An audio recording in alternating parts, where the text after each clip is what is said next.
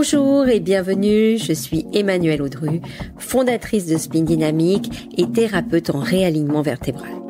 J'avoue, je suis particulièrement enthousiaste à l'idée de vous retrouver désormais 2 samedis par mois pour la chronique de Spin Dynamique, le nouveau rendez-vous acoustique avec votre dos. Savez-vous qu'il règne encore aujourd'hui une méconnaissance générale à propos de la colonne vertébrale et surtout de l'étendue de son territoire d'action ? Et si notre dos était la source d'une majorité de maux? Et si notre dos était l'instrument clé à la confluence du physiologique et de l'émotionnel? Mon défi derrière ce micro sera de vous révéler les pouvoirs extraordinaires de votre dos en passant par des conseils pertinents pour répondre à tous ces besoins primordiaux. Alors, si vous voulez en savoir plus sur ce dragon sacré qui sommeille en vous et se nomme colonne vertébrale, ouvrez grand vos oreilles, ce podcast va chambouler votre vision sur vos vertèbres et votre conception du corps. Bonne écoute!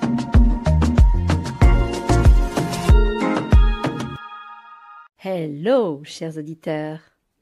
Passé l'étape de cette présentation, et maintenant que la complicité commence peu à peu à s'installer entre nous, j'avais envie de vous chouchouter à l'approche de cet été.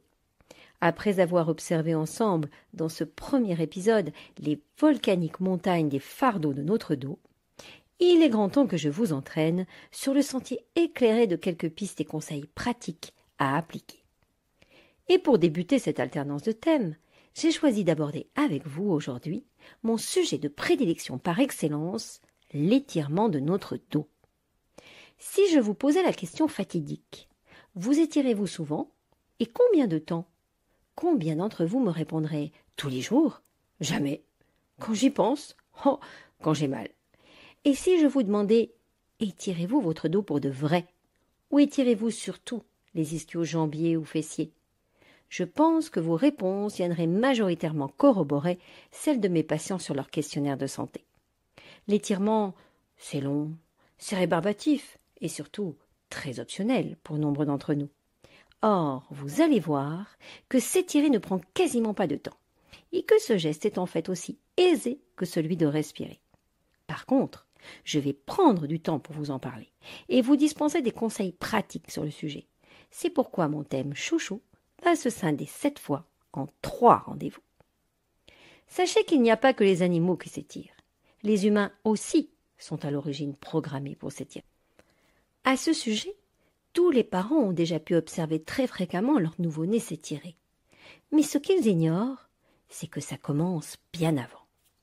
J'ai visionné il y a quelques semaines de superbes images d'IRM qui nous dévoilent avec émotion la vie intime d'un fœtus dans le ventre de sa maman. Dans cet espace plus que restreint, mais heureusement très élastique, ce petit coquin ne limite pas ses activités aux sursauts et retournements. Bien au contraire, il a déjà à son actif pléthore de gestes et d'habitudes très diversifiés. Figurez-vous que bébé joue avec tout ce qu'il trouve sous la main et fait aussi tout un tas d'exercices. Il marche, il court sur place, il pratique même le trampoline sur la vessie de sa maman. Et puis, tout naturellement, il bâille et il s'étire. Exactement, il s'étire, et ce, bien avant qu'il soit né. Ce qui nous prouve que l'étirement est un réflexe inné, au même titre que la respiration. Comme je l'évoquais dans l'épisode précédent, la mobilité, la musculation et l'étirement sont sine qua non et constituent un véritable triptyque indissociable. Bébé le sait, de manière instinctive, dès l'origine de sa vie. Puis, petit à petit, l'enfant grandit et l'adulte oublie. Parce que nos habitudes et notre éducation vont gommer cette programmation. C'est pourquoi il faut réapprendre à ritualiser l'étirement dans notre quotidien. Colonne qui s'étire, colonne qui respire. C'est le slogan que j'affiche dans mon cabinet. L'étirement, dans l'idéal, doit se fondre dans la masse des mouvements de notre journée. Comme il l'était à l'origine, en tant que fœtus puis nourrisson, il doit redevenir un automatisme du corps. Il fait partie de la palette d'outils dont nous disposons à la naissance, afin de nous aider à nous régénérer et à se préserver des crises et des inflammations. Les mailles du filet musculaire ont pour rôle de maintenir et soutenir la colonne, mais ne doivent surtout pas l'oppresser ou la comprimer à long terme. Or, nos muscles accumulent et exercent des tensions par ordre réflexe crispatoire ou contrainte posturale, comme je vous l'expliquais dans l'épisode 1. Ils ont besoin d'être régulièrement étirés. S'étirer revient à essorer nos muscles. Les fibres musculaires vont ainsi évacuer le sang vicié et absorber du sang frais et nourricier. Cela permet de faire relâcher la pression continue et délétère sur chaque articulation vertébrale et de conserver la mobilité essentielle à notre rachis. C'est pourquoi j'insiste sur la pratique de l'étirement au quotidien, car il conditionne la régénération de notre colonne. Avec un peu de motivation et un minimum de rigueur, et Dieu sait que la douleur peut nous en donner, on peut très vite se réapproprier les gestes instinctifs et protecteurs que nous avons hélas perdus. L'étirement, c'est à chaque fois que l'occasion se présente, et non pas quand le besoin s'en fait douloureusement sentir. Comme je le dis à certains de mes patients pour absoudre leurs oublis d'étirement, c'est humain d'oublier quand tout va bien et de se rappeler quand tout commence à se compliquer. Pour éviter cela, je vous conseille d'instaurer l'étirement à un rythme fractionné et répété de quelques secondes minimum, voire minutes dans l'idéal, espacé dans la journée, plutôt qu'un exercice d'1 heure une seule fois par semaine. Le but étant de créer, par la répétition, une nouvelle connexion synaptique qui va permettre d'enregistrer cet exercice en tant que programme pérenne et non plus temporaire. Testez, faites l'effort d'y penser chaque jour pendant plus d'1 mois au minima.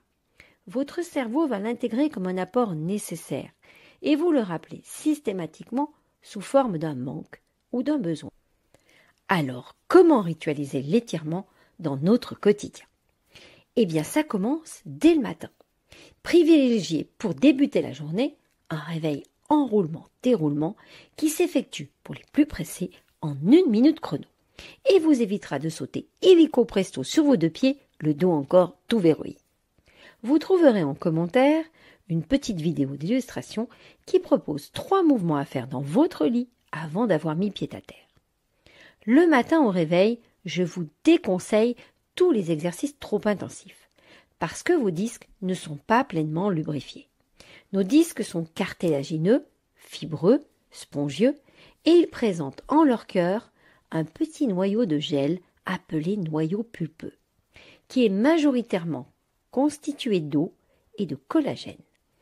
Dans la journée, en position verticale, sous la pression des articulations vertébrales, le cœur du disque diffuse son hydratation à ses contours. Puis, dans la nuit, lorsqu'on est couché, il se rétracte pour restaurer son cœur gélatineux. Au lever, nos disques diffusent progressivement leur hydratation. D'autant plus s'ils sont déjà discopathiques, c'est-à-dire si vous êtes sujet aux lombalgies, sciatalgie, cruralgie et avez déjà présenté des saillies ou hernies discales auparavant. C'est pourquoi beaucoup de gens se sentent raides et tout verrouillés et nécessitent plus de temps pour retrouver leur mobilité. Si vous n'avez jamais présenté jusqu'à aujourd'hui ce type de pathologie, mais que vous ressentez malgré tout le flagrant besoin d'un temps de chauffe au réveil, cela signifie que votre colonne montre des signes de fragilité et vous invite à penser un peu à elle. L'idéal, c'est de s'étirer et mobiliser doucement afin d'attendre au moins 3/4 d'heure après votre petit déjeuner avant de faire du sport pour ceux qui ont l'habitude de le pratiquer tôt. Que vous soyez du genre réveil douceur, réveil brumeux ou tonic attack, optez pour un réflexe étirement adapté à votre comportement. D'une poignée de secondes à quelques minutes, trouvez votre formule idéale, mais ne le squeezez pas. Si vous arrivez à faire ça, c'est déjà un bon début. Ce n'est pas une question d'âge, mais plutôt de passif douloureux.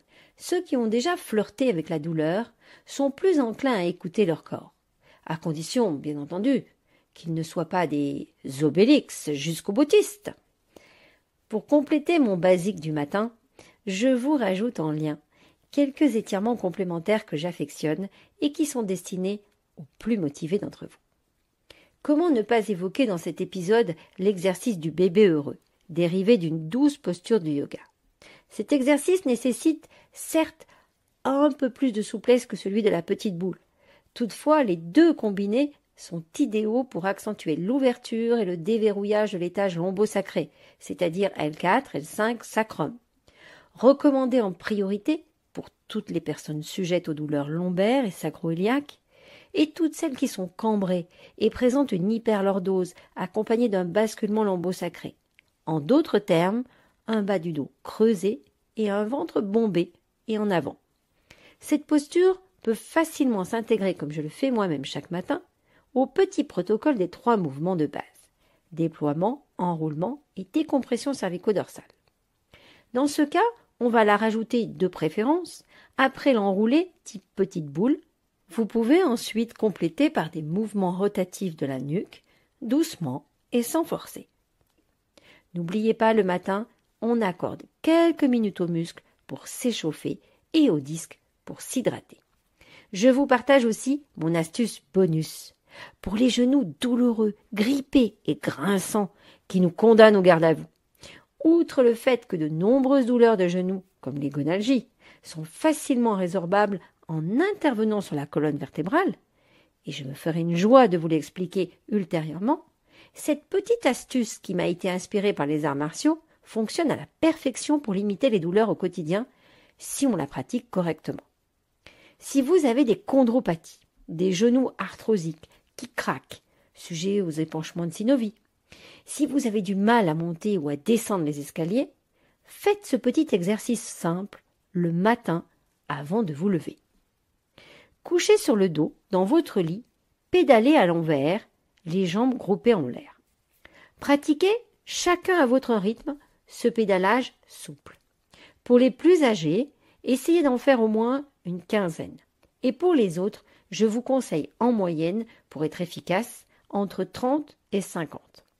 Si vous avez le temps et la possibilité d'en faire 100, bien sûr, c'est encore mieux. Cela produit une décompression de l'articulation du genou tout en le musclant sans contrainte, puisque la pression est réduite, voire inexistante. C'est un très bon exercice que vous pouvez aussi pratiquer comme rééducation. Ce mouvement de pédalage inversé présente aussi des effets associés. Il permet de mobiliser l'articulation des hanches et favorise souvent le borborisme des intestins, à savoir son gargouillis digestif. Sa fréquence quotidienne est recommandée à tous ceux qui souffrent de gêne et de douleurs invalidantes aux genoux. En résumé, le matin, quelles que soient vos habitudes de vie et votre tempérament, on inclut systématiquement un réflexe étirement de quelques secondes afin de respecter le réveil articulaire. Ça y est, vous êtes prêts? Réveillez, étirez et bien habillés de tous ces conseils? Super! On va pouvoir aborder la suite de la journée dans le prochain épisode.